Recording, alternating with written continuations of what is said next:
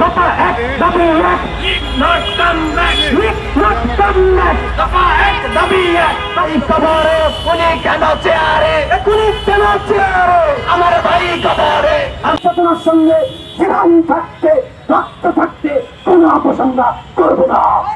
হয় মৃত্যু হয় স্বাধীনতা। আমাদের দাবিগুলো যদি না মানা হয় আমরা কিন্তু শহীদ ব্লকের কর্মসূচি ঘোষণা করব। স্বাধীন বাংলাদেশের নির্বাচন কমিশনে 7 মাস পরে এখনো কিভাবে আওয়ামী লীগ নির্বাচন কমিশনে নিবন্ধিত থাকে সেই প্রশ্ন আমরা করে যাচ্ছি। চেতনার সঙ্গে জীবন থাকতে রক্ত থাকতে কোনো অপসংখ্যা করবো না। আমরা বলে দিতে চাই আমরা জীবন দিতে শিখে গেছি, রক্ত দিতে শিখে গেছি। আমরা জানি যদি দিল্লির এই দাস আবার বাংলার জমি ফিরে আসে প্রত্যেকটা বিপ্লবী জীবন মৃত্যুর সম্মুখীন করবে। আমরা বাংলাদেশিকে কোনোভাবেই আর জীবনের সম্মুখীন ফেলে দিতে চাই না। আমরা বলে দিতে চাই আমরা এই কর্মসূচি চলবে হয় মৃত্যু হয় স্বাধীনতা, হয় মৃত্যু হয় স্বাধীনতা। এখান থেকেই আমরা বাংলাদেশের অসমাপ্ত যে জুলাইয়ের যুদ্ধ সেই যুদ্ধকে এই শাহবাগ থেকে আমরা সমাপ্ত করবো।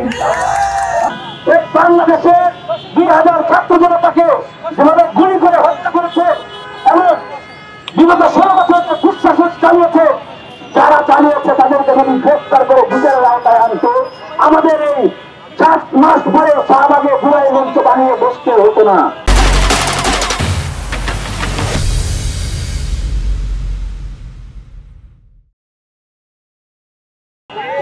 আমরা 32 দিন ধরে বসে আছি। এই অন্তর্বর্তীকালীন সরকার একটু ভূক্ষেপ করেনি। আমরা অনেকদিন ধরে বলে আসছি আমাদের দাবিগুলো যদি না মানা হয় আমরা কিন্তু শহীদ ব্লকের কর্মসূচি ঘোষণা করব। আমরা আজকে এখান থেকে আমাদের সেই শহীদ ব্লকের সূচনা হলো। আমরা ডক্টর ইউনূসকে বলতে চাই আপনি তো 5 আগস্টের পরে বাংলাদেশে এসেছেন, যার কারণে রক্তের দাম দিতে পারছেন না। আপনি তো বিদেশেই থাকেন বেশিরভাগ সময়।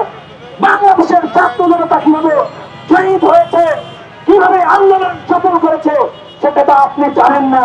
যার কারণে আপনার তো আওয়ামী লীগের সাথে শত্রুতা নেই। আওয়ামী লীগের সাথে শত্রুতা এই বাংলাদেশের, এই বাংলাদেশের জনগণের যারা বিগত 16 বছর গুম খুন হত্যা আইনাগরের শিকার হয়েছে, যারা এই 16 বছরে 4টি অবৈধ নির্বাচনের সাক্ষী হয়েছে, এই তরুণ সমাজকে যারা ভোট দিতে দেয়নি, তরুণ সমাজের বাংলাদেশের নাগরিকদের মধ্যে থেকে যারাই আওয়ামী লীগের বিরুদ্ধে কথা বলেছে, যারাই এই গুম খুন ক্রসফায়ার হত্যাকাণ্ড আইনাগরের বিরুদ্ধে কথা বলেছে তাদেরকে তুলে নিয়ে মেরে ফেলেছে। এই যে অপশক্তি এবং আমরা দেখেছি বিগত সময়ে এই যে আওয়ামী লীগ তারা বলেছে যে ভারতের কথা ছাড়া নাকি তারা কথা বলতে পারবেন না।